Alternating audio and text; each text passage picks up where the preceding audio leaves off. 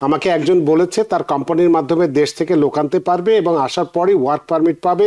দয়া করে জানাবেন এভাবে কি লোক আনা যায়? আপনি যদি কাজ না করে থাকেন এবং আপনাকে যদি দেখানোর প্রশ্ন ওঠে যে শুধু দেখানোর জন্যই, তাহলে বি কেয়ারফুল L1B এর ক্ষেত্রে, যে আপনার সেই কোম্পানিতে আপনি আছেন, সেই কোম্পানির একটা নতুন এখানে একটা অফিস খুলতে চান এবং সেটা আপনি কি পরিচালনা করবেন এবং আপনাকে একজন এমপ্লয়ি হিসেবে আপনার স্পেশালাইজড নলেজ দরকার হবে। যে ক্রাইটেরিয়ার ভিত্তিতে আপনি আসবেন, যদি কোনো রকম ভুল তথ্য দিয়ে থাকেন আপনি আসলেও কিন্তু পার পাবেন না, আপনার ভিসা এগুলো তো বাতিল হবেই। সিফাত সাদমান তিনি লিখেছেন এই প্রশ্নটি নিয়ে একটু আপনার পরামর্শ দরকার। তিনি বলছেন L1B ভিসা সম্পর্কে 1 মিনিট যদি বলতেন। তার যে প্রশ্নটি সেটি হচ্ছে যে আমাকে একজন বলেছে তার কোম্পানির মাধ্যমে দেশ থেকে লোক আনতে পারবে এবং আসার পরই ওয়ার্ক পারমিট পাবে। দয়া করে জানাবেন এভাবে কি লোক আনা যায়? কোম্পানির মালিক দেখাবে দেশে থেকে তার আমেরিকান কোম্পানিতে 2 বছর রিমোটলি কাজ করেছে, এখন তাকে আমেরিকাতে ওয়ার্ক পারমিট দিয়ে আনবে সেই লক্ষ্যে। দয়া করে জানাবেন। এটা একটা গুরুত্বপূর্ণ প্রশ্ন, মানে সচেতন হওয়ার জন্য। সিফাত সাদমান বলেছেন, আপনি এ ব্যাপারে কি পরামর্শ দেবেন? L1B ভিসা অবশ্যই আনা যায় না তা কিন্তু অবশ্যই আনা যায়। কথাটা হলো দেখানোর প্রশ্ন একটা কথা বলেছেন, কাজেই আমি বলবো L1A L1B ভিসা যেগুলো আছে সেগুলো হলো যারা কিনা এদেশে মাল্টিন্যাশনাল কোম্পানি, তাদের আপনি কেউ ডিরেক্টর, কেউ সিইও অথবা এমপ্লয়ি এক্সিকিউটিভ থাকেন, তাদেরকে সেই কোম্পানিগুলো তারা কিন্তু এদেশে নিয়ে আসতে পারেন। তো অবশ্যই আমি যেখানে একটু আমি মানে আমার কানে যেটা বাজলো সেটা হলো যে আমাকে দেখাবে যে আমি কাজ করেছি, তার মানে দাঁড়াচ্ছে যে আপনি যদি কাজ না করে থাকেন এবং আপনাকে যদি দেখানোর প্রশ্ন ওঠে যে শুধু দেখানোর জন্যই, তাহলে বি কেয়ারফুল। কারণ হলো যেটি নিয়ে আজকে আমরা কথা বলছি, যেটা শুরুতেই আমরা বলেছি, ভুল তথ্য, মিথ্যা তথ্য, রাইট? তো আপনার স্পেশালাইজড নলেজ লাগবে L1B এর ক্ষেত্রে, যে আপনার সেই কোম্পানিতে আপনি আছেন, সেই কোম্পানির একটা নতুন এখানে একটা অফিস খুলতে চান এবং সেটা আপনি কি পরিচালনা করবেন এবং আপনাকে একজন এমপ্লয়ি হিসেবে আপনার স্পেশালাইজড নলেজ দরকার হবে এই কোম্পানিতে। সুতরাং প্রথমত হলো আপনি যে প্রশ্ন করেছেন, আমি নতুন প্রশ্ন করছি না যে কেমন মানে আপনার কোম্পানি, আপনার কি অভিজ্ঞতা আছে, সেগুলো প্রশ্ন না করলে আপনি নিজেই যাচাই করে নেবেন যে whether you have that knowledge, specialized knowledge. First of all আপনি কি সেই কাজ করেছেন কিনা, দ্বিতীয়ত হলো যে আপনার সেই নলেজ আছে কিনা, এবং লাস্টলি যে কোম্পানি আপনাকে স্পন্সর করবে সেই কোম্পানির আপনার মতো লোকের দরকার আছে কিনা বা তাদের পোর্টফোলিও কি। এতগুলো জিনিস আপনি যদি যাচাই বাছাই না করেন তাহলে অবশ্যই সম্ভাবনা আছে যে আপনি প্রতারিত হতেও পারেন। সুতরাং লুক বিফোর ইউ লিভ, তো আপনাকে আছে না, সেটা আপনাকে আগেই খেয়াল করতে হবে যে আপনি কোথায় লাভ দিয়ে পড়ছেন।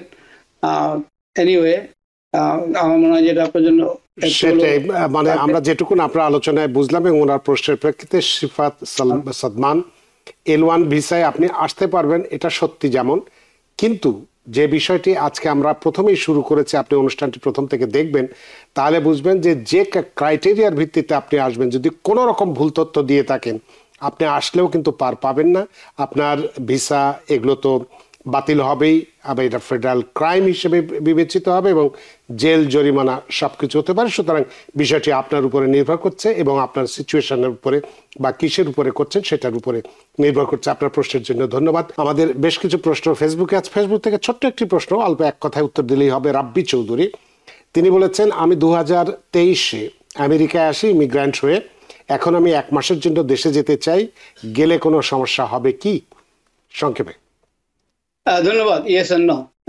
কারণ হলো বর্তমান যে পরিস্থিতি তাকে কেউ আমরা বলতে পারবো না। প্রথমত হলো যদি আপনি কোনো অপরাধ না করে থাকেন, আপনি জানেন এখন সোশ্যাল মিডিয়াতে আপনার যদি কোনো রকম সমস্যা না থেকে থাকে, যেটা আমরা অলরেডি জানেন আমরা কি বলছি, সেটা হলো আপনি হামাসের পক্ষে অথবা প্যালেস্টাইনের পক্ষে কোনো বক্তব্য না রেখে থাকেন, যদিও সেটা আপনার অধিকার, তো আমার ধারণা আপনার কোনো সমস্যা নেই, অথবা অন্য কোনো ঘটনা যেটা আমরা জানি না, আমরা আলোচনা করছি যতক্ষণ, যদি মিসলিডিং কোনো কিছু দিয়েছেন যেটা কিনা usually I do not see any problem other than all this information that আমি যেগুলো বললাম সেগুলোর বাইরে যদি আপনার আর একটা আছে শেষ পর্যন্ত হলো ভাগ্য।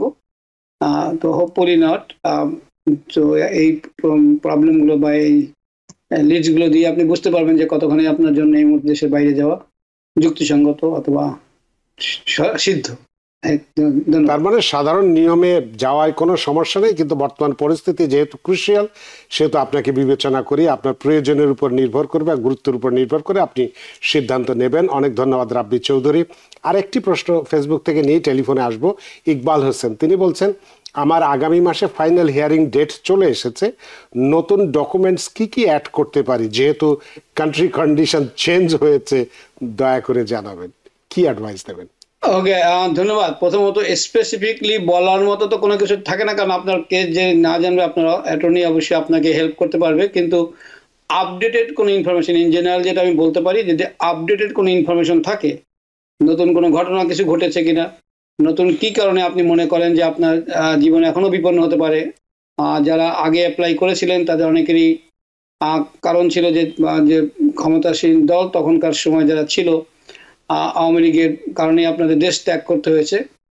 আমি জাস্ট আপনাকে বলতে পারি যে যারা কিনা দেশ ত্যাগ করতে বাধ্য হয়েছেন, সেই কারণে যে দল যদি ক্ষমতায় না থেকে থাকে, তার কারণে কিন্তু আপনার যে ক্লেম সেটা কিন্তু বাতিল হয়ে যায় না। সরকার পক্ষকে কিন্তু তখন আপনার কেসকে অপমান করার জন্য তাদেরকে যুক্তি নিয়ে আসতে হবে। সুতরাং তাদের জন্য বার্ডেনটা কিন্তু তাদের প্রতি চলে যাচ্ছে। কাজেই আপনি যখনই যাবেন, ভয় করার কারণে যে আপনি গেলেই আপনাকে, যেহেতু চেঞ্জ হয়ে গেছে পলিটিক্যাল সিচুয়েশন, সে কারণে আপনার কেস বাতিল হয়ে যাবে। গত সপ্তাহে আমাদের 4-5 জনকে গ্রান্ট হয়েছে, এই পরিস্থিতিতে হয়েছে। গতকালও আমাদের একজনকে গ্রান্ট হয়েছে। সুতরাং আমি জাস্ট বলতে চাচ্ছি যে ভয় করার কারণে যে আপনার পরিবর্তিত পরিস্থিতিতে মানেই হলো যে আপনার অ্যাসাইলাম ক্লেমার নেই, দ্যাট ইজ নট ট্রু। সুতরাং আপনি নিজেকে প্রস্তুত করুন এবং যেসব ডকুমেন্টস আপনার আছে আপনার লয়ারের সাথে কথা বলে, এবং অবশ্যই যুক্তিগুলো নিয়ে আসতে হবে। যুক্তিগুলো ছাড়া কিন্তু কোনোভাবেই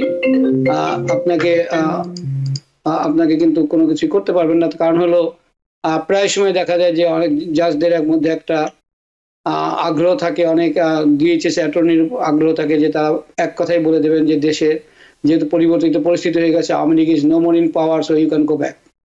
তো আপনার এবং আপনার লয়ারের দায়িত্ব হবে প্রমাণ করা, বলা যে না, দ্যাট ইজ নট ট্রু, এবং এটা মূলত বার্ডেনটা চলে যায় ডিএসসির উপরে। নিউ ইয়র্ক থেকে সম্প্রচারিত TVN 24 টেলিভিশন, বিশ্বজুড়ে বাঙালির কণ্ঠস্বর।